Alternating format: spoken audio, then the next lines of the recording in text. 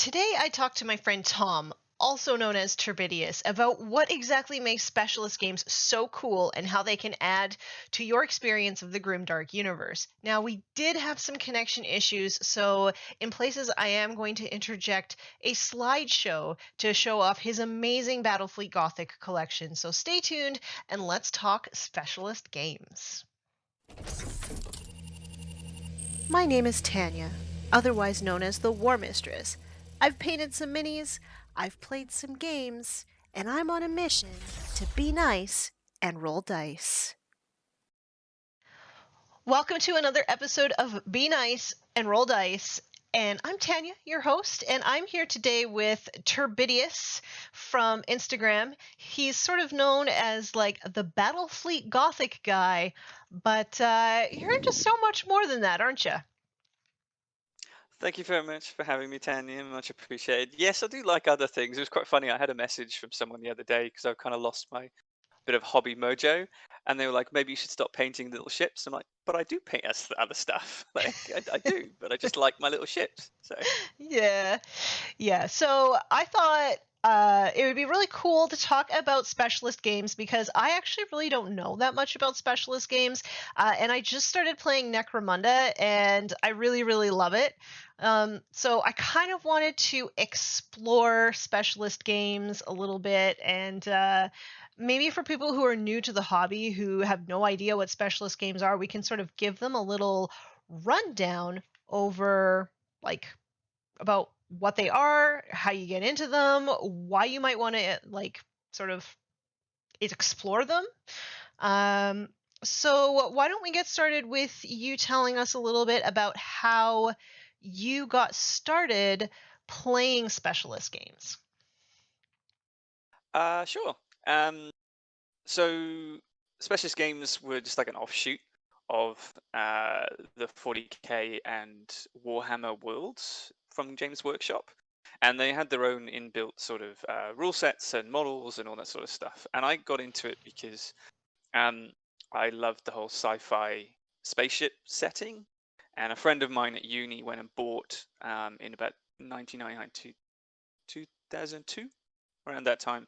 While we were at uni, he went and bought the box set for Battlefleet Gothic, and that was space combat game, few cruisers in it. He played it, and that kind of from that point on, I got kind of hooked. I mean, the thought of giant 5 kilometer long ships just shooting at each other from thousands of kilometers away just sounded awesome to me, and it was all set in that cool 40k setting. So that's kind of the reason why I kind of fell in. And then, as you realize that this is a different game, it's its own individual thing. What other individual games do they have? And that's where the other specialist games came in for me, predominantly the 40k sort of setting.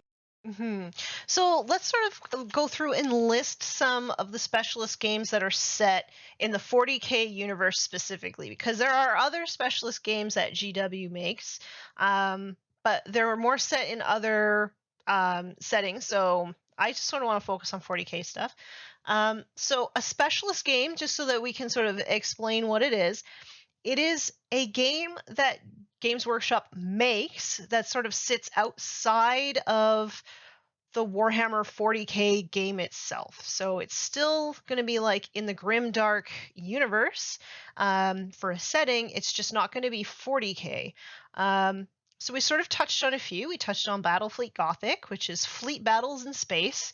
Awesome. What's not to love?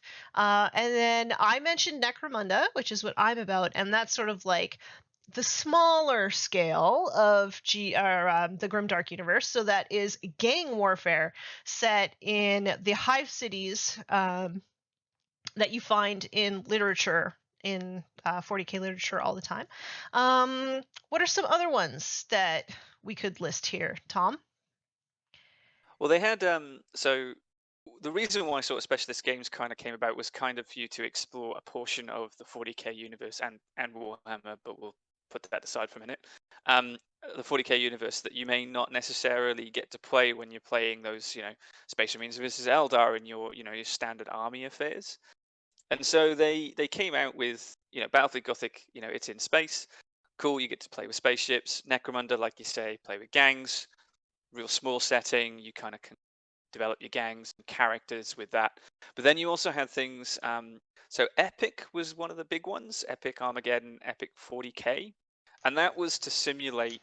So that was 6 mil, and that was to size models, and that was to simulate huge titanic battles. And you had titans, which back in the day you couldn't obviously have in 40K, and you could have whole tank companies of like 20 tanks, and it was to simulate, and it's a real, and it still is, in my opinion, the best scale for that sort of warfare. I mean, the ability to be able to be like a general, and you're just pushing like a tank company of like 10 tanks up one flank and another 10 tanks up another.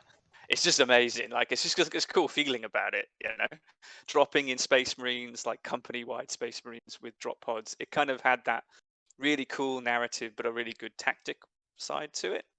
So Epic was and that's still very popular now. You also had things like Gorka Morka and Inquisitor as well. So Gorka Morka, I'll let you talk a bit more about Gorka Morka in a second, Tanya, because I know you love your orcs. I do. But you also had Inquisitor, which was actually another scale. Again, it was 54 mil models, and that was like an RPG. So you had this big tomb of create your character, and it was very much like the precursor to a lot of the RPGs nowadays, like Dark Heresy and things like that. But you don't have models. So they had loads of those. So yeah, so you had these different settings and different types of warfare that you could play. So I was gutted when they canned them and they went out of production in 2013. All of them, all specialist games gone. Like, it was like, ripped out my heart. But there are still some games that they make now. I'll go over Gorka Morka a little bit. I never got to play it, but it's something I really do want to play because, from what I understand, the idea is that it's like cars. It's like orky kind of cars, and you just get to like kill everybody else's cars from your cars, and it's all orc flavored, which I'm into it. So yeah, I would love it. It sounds hilarious. Like there's even like a faction of like humans that like dress up like orcs and stuff. I don't know. It sounds ridiculous. Digger knobs. Yeah, They're called digger knobs. Ridiculous. I'm totally into this, but there's nobody around here that plays it. So I'm hoping throughout the course of this recording that maybe I will find some ways of bringing Gorka Morka into my game group and making this happen because it sounds so silly and fun. But it's everything that your orcs are designed for. Yeah. So there are some specialist games that they make now that also exist. Like you could argue Kill Team is a specialist game, because it's not 40K, but it does use the same sort of, I guess, stat lines as 40K. There's Necromunda, which they have brought back now, and they also have Apocalypse, which is its own rule set as well, but it uses all of the same models that you would use in 40K. I've played Apocalypse. Have you played Apocalypse? I played the old version of it. Yeah. So when they originally released it back in the day, I played it. And they've also got, so I suppose you've got Titanicus and Aeronautica as well as the new ones. Yeah. So I suppose, like when we say old and new, so specialist games were kind of a thing from the 90s till about 2012, 2013. And that's where those games that we mentioned earlier kind of sat. And then they terminated them for whatever reason, generally business reasons at about that time. And then a couple of years ago, they have obviously really kick-started them back up. And like you say, Tanya, Necromunda being one of the big ones, they kind of started with some of those kind of testing the waters with the box games. Like they had an Assassin box game and a Space Marine Scout box game like Patrol, and they had like the Death Watch one, and that was kind of, I think, maybe a bit of a starter pack to see if specialist games could come back, and obviously it worked. And Necromunda, Titanicus, Aeronautica, and like you say, Apocalypse are now kind of back. Hopefully a few of the others will come back. I'm sure some of the people in Warhammer would want things like Mordheim and Man of War and things like that. Blood Bowl obviously is back as well, which isn't 40K, but that's got a new rule system as well that's just been released. So it's definitely coming back. Obviously I'm hoping for BFG one day, but Mhm. that's not on the pipeline for a few years, to be perfectly honest. But it's not happening anytime soon. But Mhm. yeah, so they have, they've got the new ones, and Necromunda certainly is probably the biggest of the lot at them. And like I say, Kill Team as well probably could fall into that bracket. It's kind of like 40k light. Mhm. The Apocalypse rule set, the new one, I really like it. I've played one game of Apocalypse, and it was 120,000 points. It was gigantic, and it was hilarious. It was the first time that I played Apocalypse, and it was the very first time that I played Orcs, and it took one turn for me to really understand what was going on. Um, so that's pretty amazing. That's pretty. I really think that the Apocalypse rule set could really be a great starting point for people to experience the hobby. If they want to play, but like they don't know where to start, and you have a ton of models, it's really easy to just set all that up on the table, hand them the data sheets that they need, and one turn, and they'll understand how it works. I think Apocalypse is maybe like this like way that we overlook to like get people into the hobby, but that's probably for a The, different show. the funny thing about Apocalypse, so Apocalypse is 40k just scaled up for anyone who may not be aware of 40.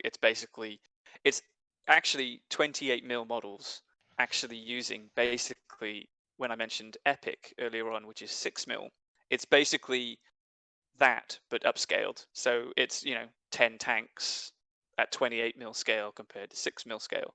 Mhm. So obviously you need bigger room, bigger tables to do that, and all that sort of stuff. But Apocalypse actually uses a lot of the rules from the original Epic game. So like alternative activation and blast markers on things to break their morale and make them run away, all stems back from the old Epic days where that's what you would do. So it's kind of interesting and then the new Titanicus game, which is the Titans in the Heresy era, use a lot of rules or terminology and things, and even use exactly the same dice as Battlefleet Gothic. Oh, So interesting. it's kind of funny how if you want dice for Battlefield Gothic, just go buy the Titanicus box, because it's exactly the same. Same Okay. rules, same pictures and everything. Same basically. So when you look at that rule set, and you can see the where they hark back to those. Oh look, we'll cherry pick a few of those rules and put them in the new because they worked. Hmm. And that's one of the beautiful things about the specialist games. A lot of their rule sets were made by people who genuinely loved narrative games, loved doing the lore side of things and getting that sort of aspect right with it. So there is a lot of loopholes and stuff in those old specialist games, a lot of easy ways to meta it, I suppose. but the rules are really lovely. They're designed in a way that they just work. All of them kind of just work, as long as you're not trying to break the game like some people do, obviously, Yeah, because yeah. there is a bit of ambiguity in all of them. But no, they're good. I think that's why I'm actually enjoying Necromunda so much, is because my local sort of area that plays 40k, they're all very competitive, which I like. I like trying to like beat Mm. them and bring everything that we have to the table. But Necromunda is fun because it's more about telling a story. And even though on paper, like you look at the abilities and stuff that like each faction has, and it doesn't look particularly balanced at all, but like the way that the mechanics work for each of the missions, it could end up balancing itself out. You might get not as many, like you might have an overpowered faction, you might not get as many models to actually play the mission with. It's got like really interesting mechanics in it. And I was just wondering, like for me, I have a hard time learning rules, so I don't know if I can like add another rule set on top of like 40k, Age of Sigmar, Kill Team, and now Necromunda. Like, how do you have any tips on like remembering rule sets and like keeping them straight in your head? Do you have any tips for me? Um, I think everyone that plays against me will go, don't listen to Tom about rules because he forgets them all the time. So don't listen to him. But I do have a habit of sometimes, look, I'll put my hand up and quite happily say, sometimes I forget rules, right? I remember most of the stuff, the most of the important stuff I remember, but then there's these weird, and it doesn't matter what rule set it is, I will inevitably forget something that will either probably be detrimental to me in the game somewhere, but it's like, oh well. But yeah, I think I think playing actually is the best way to learn rule sets, and it doesn't, as long as you're not in the the tournament. I know you love your tournament scene, but as long as you remember, if you're going into a tournament, then yeah, you know your rules down pat for your army and potentially others that you're going to be up against, so you can call stuff out. But in a general, like, just playing with mates setting, that's where you can make mistakes and learn more of the rules. So I mean, I've got a lot of different rule sets stuck in this head of mine, and as now we joke about it in our local scene here, at the clubs I play at up in Newcastle Legions and Company of Dice here in Sydney. We joke about the fact that there's now, we play too many games, there's too much in here, I can't get another game in. But then someone else will come and go, but what about this game? It's really cool. And everyone's like, oh, another one, no.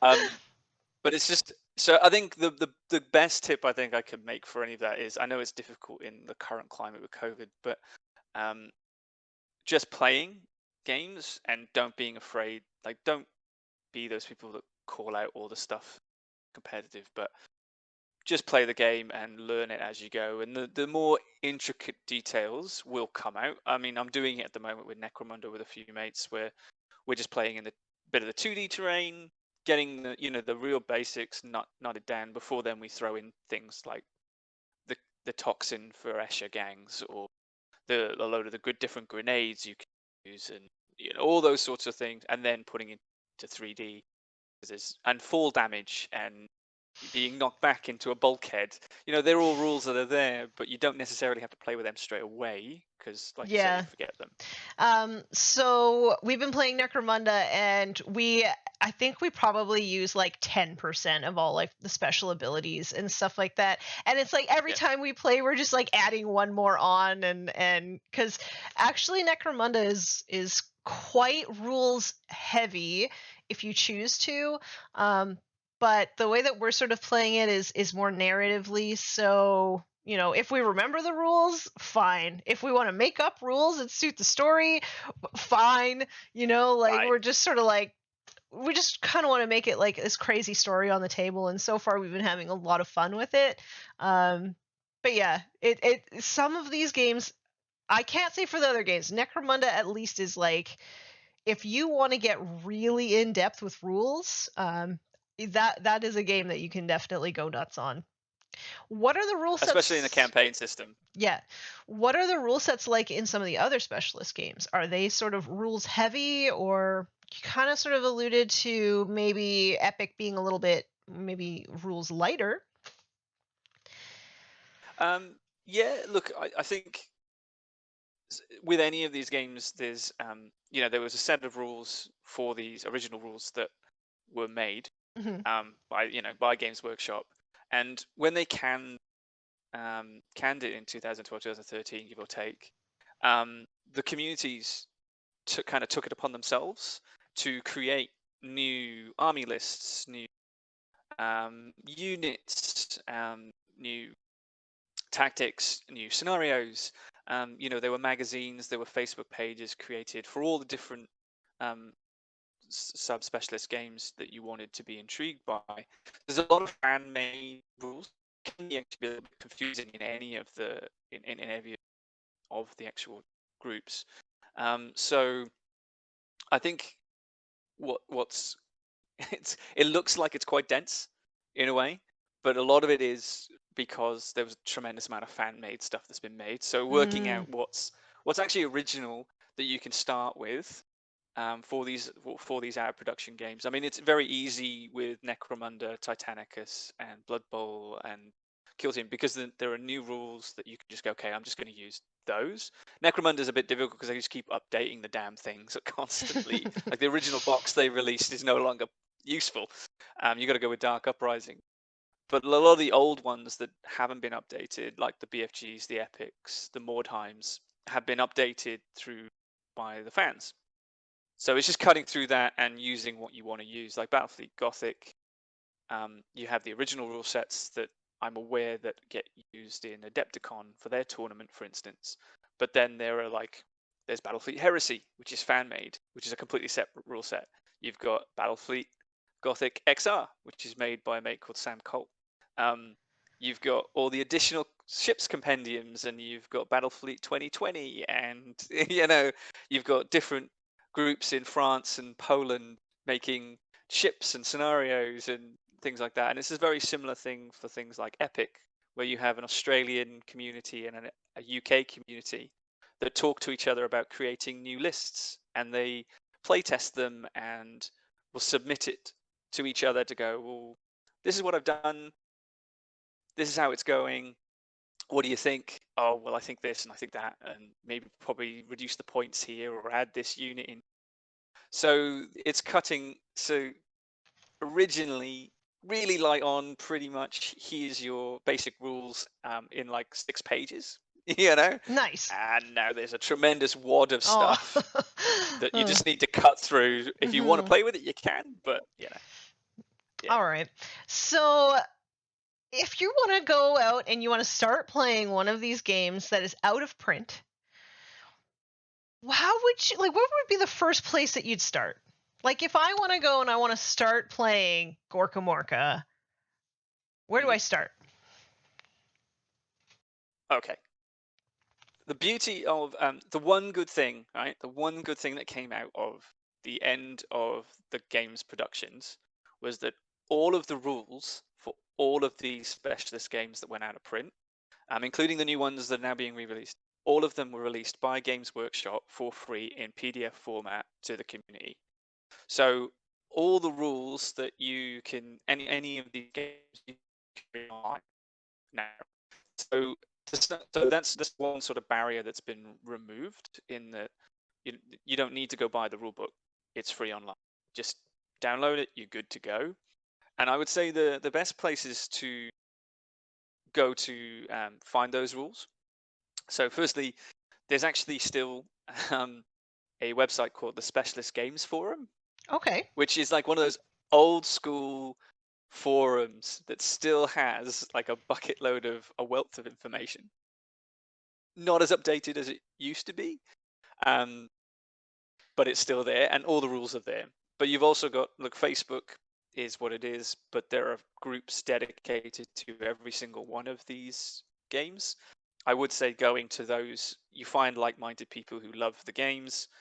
They will automatically, and generally speaking, you always have one idiot in every, but generally speaking, they're very open, very welcoming to new players, because they have a distinct passion for this particular game, and they want new people to come in and enjoy it, and they want to show it off. And I mean, I'm an example of that, I suppose, with my BFG stuff.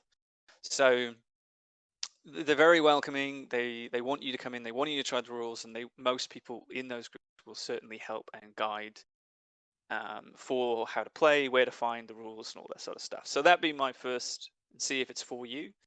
If you do like those rules and you do like the community that you're in and you're seeing cool stuff, because it is all like fan made stuff now. You see this stuff that, like for Gorka Morka, people have made these amazing like cars and models, and you're just like, this is amazing.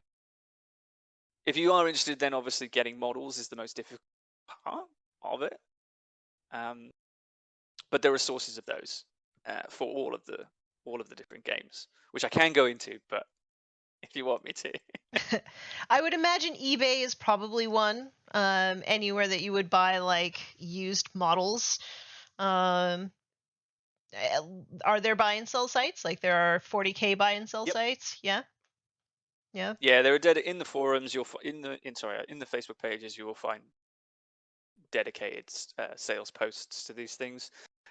Look, you'd think that it's an old, out of print game, that it would be less expensive, but if you want original models, it is still expensive. I mean, this hobby is expensive. I mean, in reality, we all know that.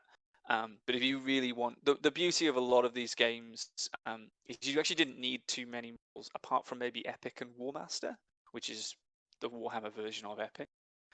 You don't really need that many models for these things, which was good. And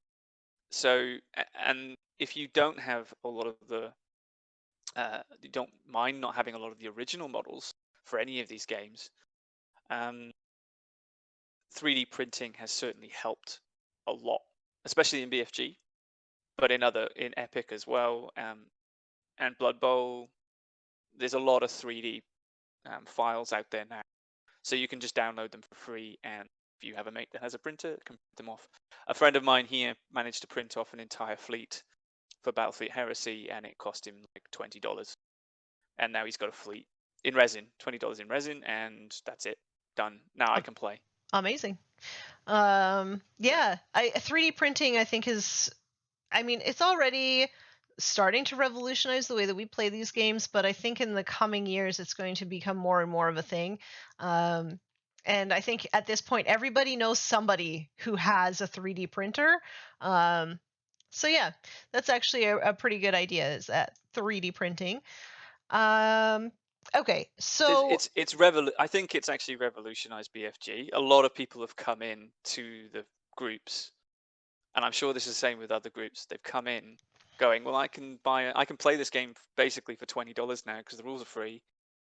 I can buy the fleet, get printed within no time at all. But there are third-party producers as well of models as well, so you'll be able to find third-party proxies essentially. So that is actually gonna transition quite nicely into my next question, was what are the pros and the cons then of playing some of these specialist games?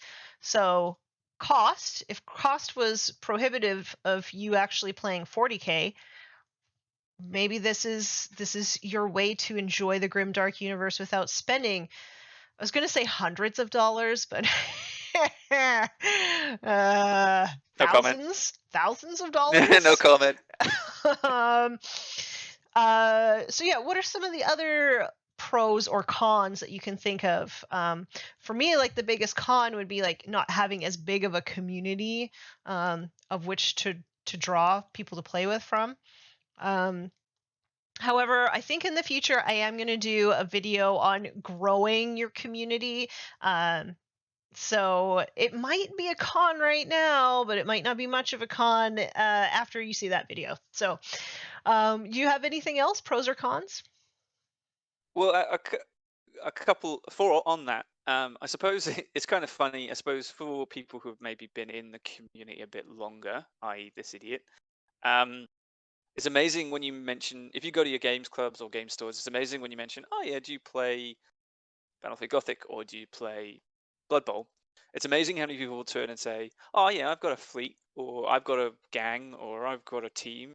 I just haven't played with it very much. So just asking the question, I've actually found it's amazing how many people say that and go, oh yeah, I bought it years ago, or I got it off eBay for nothing years ago, and I just haven't used it yet. So yeah, I'll give it a go. And and the fact that the rules are free, it's easy to make. I'm giving them a go. So it's amazing from that point of view. The other thing, I suppose, with it is if you, I know there's poor hammer is a thing, but look, again, I'm probably going with a BFG thing here, a little bit because that's just my thing. But I know the other games have it as well.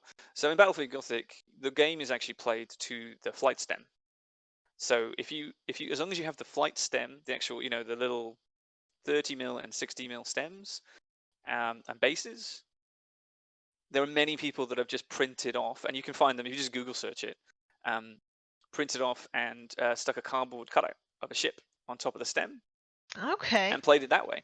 Okay. And you can do it. There's if you just Google whatever, spaceship cardboards or something like that, and it's the same for Epic and it's the same for Inquisitor.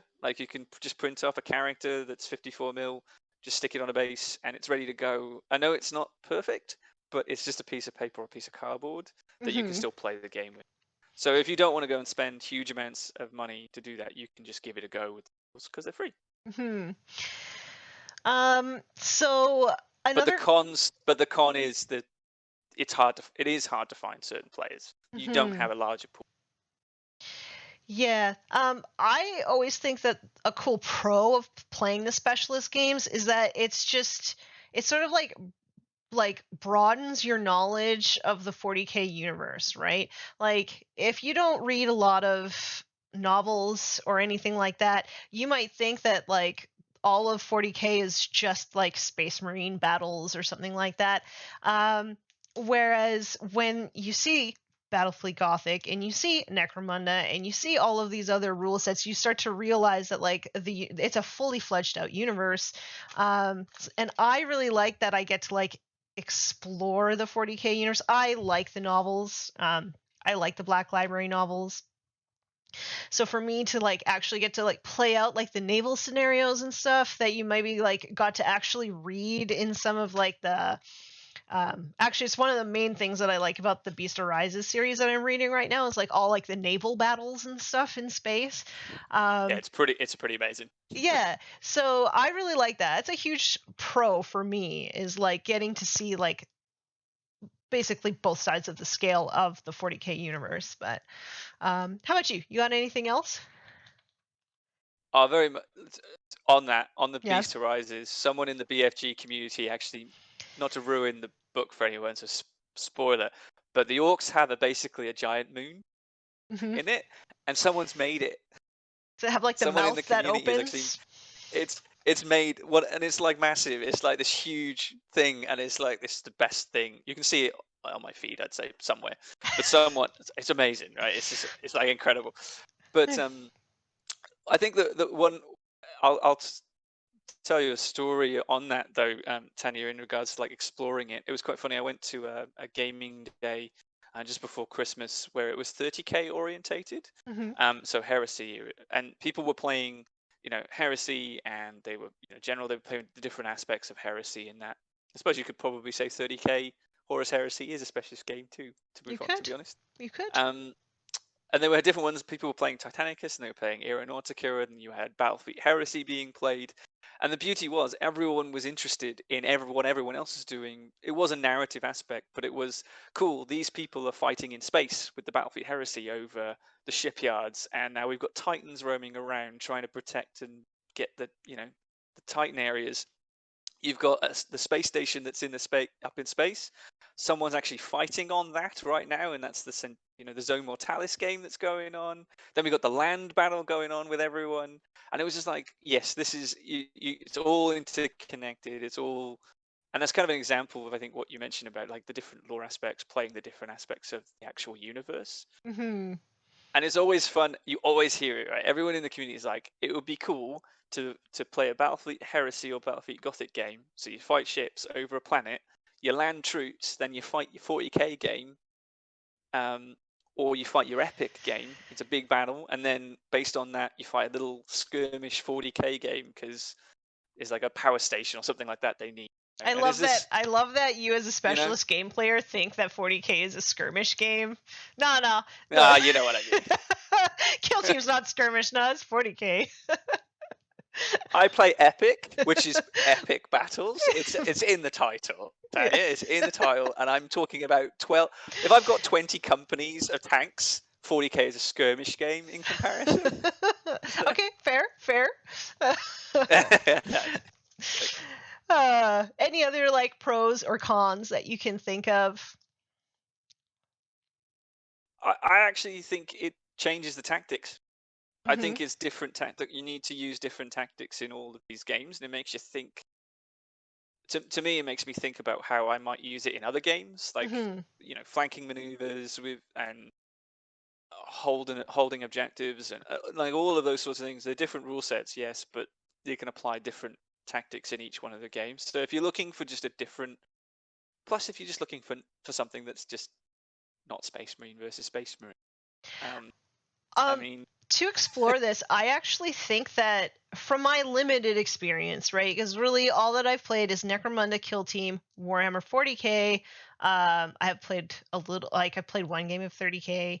I actually think that Warhammer 40K is like the least strategic, least tactical, I will say, out of all of the games so far that I've played that GW makes. So if you're looking for something that's going to be a little bit more tactical, for sure Kill Team and Necromunda are gonna get you there. How do you think it is with the other specialist games? Most certainly. Well, I think so. Ninth edition has kind of changed that up a little bit with 40k purely because of more the secondary objectives and objective scoring. That certainly, in my view, helped that tactical aspect to it. Because now you're just not. You have to think about what you're going to take and how you're going to, take objectives and raise banners and all that sort of stuff. I would say if you're looking for those campaign sort of tactical driven sort of games, then Necromunda is great. If you're looking just for huge, like it's interesting whenever I play my mate Dan here, he's one of those gamers. Every game group has him, right? That he always brings something to the table that I just makes me tactically think of something new that I've got to deal with. You know what I mean? Like there's always one player in your group that does something that you're not expecting. Doesn't matter about what the dice is doing. That's just the way it is. But it's like I didn't think you would do that. What? And that's typically what happens every time I play him with Battlefleet Gothic. That's always what happens. I'm like, I didn't see that coming. What?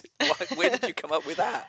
You And mean that's, I like suppose, in the beauty terms of of like what he brings, like the lists or the armies that he brings, or is that in terms of no, like how he uses them. He always uses the same fleet list, right? So it's because he's just got a chaos fleet. But the way he uses them is like, what did you do that for? I don't know. Why did you? Oh, I get what you were trying to do now. Right? Okay, making me think. So I think like the naval battles. I suppose it's the Heresy. Gothic was based upon sort of the Napoleonic era fleets kind of coming. That was kind of where they went with it. It Mhm. evolved a little bit from that, depending on the fleet that you used. Eldar being hit and run, Tau being very like 1990s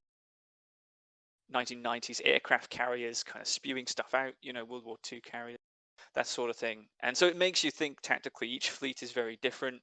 Each fleet is used very differently. Orcs rush in as fast as you possibly can to blow everything up. I'm So there's in. always this thing, and it's the same with. Yeah, it's amazing. It's the same with Epic, where each army list does something different. A friend of mine, he is writing. Deborah, she's writing a Elysian drop fleet list for Epic, which just drops armies in and drops your forces in, and it's different, and it makes you think. Tactically, what are you going to do about just suddenly a bunch of sentinels just dropping on your head? Little things like that. And I think that's the same with all of the games in Specialist. And it helps that the fans are still writing stuff for this and changing it up, different scenarios, different units, and that sort of thing. There is a power creep and again, but they're generally pretty good. So I think if you're looking for a little bit of a tactical change up and you want to make yourself think a little bit differently outside the box to normal 40k, then these games certainly will help that. But there is, and I think that's where a bit of the rule ambiguity helps too. So they didn't set it. It's not prescribed like current 40k is set out. This is exactly how we intended the rules to be. None of that in specialist games. It's what do you think? Oh, I think it meant this. Okay, We're going with it. we're going with it. There's so many instances of that. So, and you could say that's probably a bad thing, but also it depends how hardcore you want to be about it, I suppose. So, I guess to close it out, specialist games allow you to explore the grimdark universe, and maybe they're like more geared towards more narrative kind of play styles. Kill Team is quite like tactical. You can do campaigns in Kill Team, but you can play it like very competitively as well. But in general, if you're looking for like more of a narrative kind of game, maybe this is also a good place to start. I would say so. Yes. Yeah. Look, all of these games have a competitive or had a competitive, like Battlefleet Gothic had Adepticon, they still do it. And it's the same with Epic. They've had tournaments and all that sort of stuff. And Blood Bowl has tournaments everywhere. But I would say the way that the rules were written leaves ambiguity, which doesn't adhere itself tremendously well to the competitive scene, because Makes sense. you have arguments. It can work. You just got obviously the tournament organizer needs to just be hardcore on what's being and that sort of thing. Mm-hmm. So yes, I would agree that all these games were written with the intent of being fun and narratively driven, and that actually comes across in a lot of the scenarios that are in these games. Mm-hmm. The way they're written is, for example, they're based. A few of the scenarios within BFG are based on a story that is you've just read, and then you enact it. So, a ship is getting through a blockade run. Get out of the system, and that's your objective. Or you just have had a surprise attack on you. What do you do about it?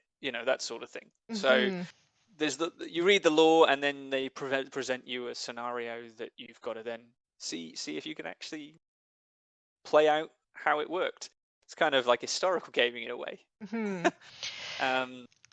But Yeah. So the last thing that I want to say, and this is as somebody who I have two people that I can play Necromunda with, and I want to grow that.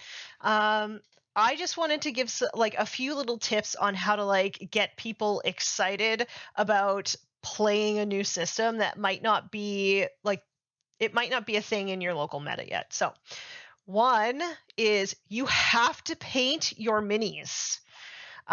You cannot expect anybody to get excited about your new game system that you're so excited about if you haven't painted your stuff. And I'm saying this as somebody who I will play 40K against somebody with a great plastic army. I don't need you to paint it in order for me to have a good time.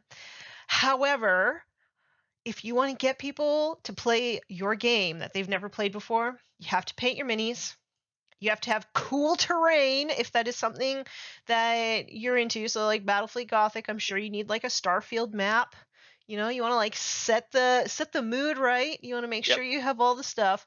And then the other thing too is you have to have a second army or a second gang or a second fleet or something like that. You can't expect people to go in blind and just buy stuff when they haven't played it yet. You have to be prepared to play demo games with people. Even if you don't know the rules yet, you still have to try, and you have to provide everything for people if you want them to play your game. So do you have any other tips if somebody wants to grow a specialist game in their local community? I think just asking, honestly and truthfully, because I think a lot of gamers are really receptive to trying games, especially if it's in if 40K is the largest game in the community. It just is. So many people are interested in it. Saying, "Oh, do you want to play a game in this universe, it's set in this universe, but it's with spaceships?" Most people will probably go, "Yeah, I'll give it a go." Or, "Do you want to play a skirmish, Necromunda game? It's set in 40K, but it's gangs and it's, you create your own gang." Yeah, most, people will give things a go if you just give them an opportunity. So I think they'll be afraid to ask. But like you say, be prepared. If you want people to be interested in your game, you need to provide the tools in which to play that game. And I think the only other tip I would say is, if you're asking people to play a game that you're really interested in, and they come back at you and ask, "Well, I'm really interested in this game. Would you like to play it with me?" I would say you need to be receptive to playing other people's games as well. I think you've got to. It's a community. Yeah, it's a community. Yeah. And as you grow all these other games, everything just sort of grows, right? Your community in general grows, and it's pretty awesome. But yeah, I hope that I can actually explore a few more specialist games because actually, now that we've talked about it, Battlefleet Gothic does sound really rad. Look, I'm biased, but it's the best game they've ever produced. Honestly and truthfully, right? I'm a bit biased, but it is. No, it's a good game. It's well balanced. The fleets are all completely different from each other, which is what I found great about the game. Like, if you don't like a particular fleet, then there's another fleet that you can tactics and that sort of thing. So I that's one. The only other thing I would say is, if you're in a gaming club, you could do a slow grow of these things as well. Yeah. So you can easily do, put it on your Facebook groups and community groups to go, look, I'm interested in this game. Anyone else is interested?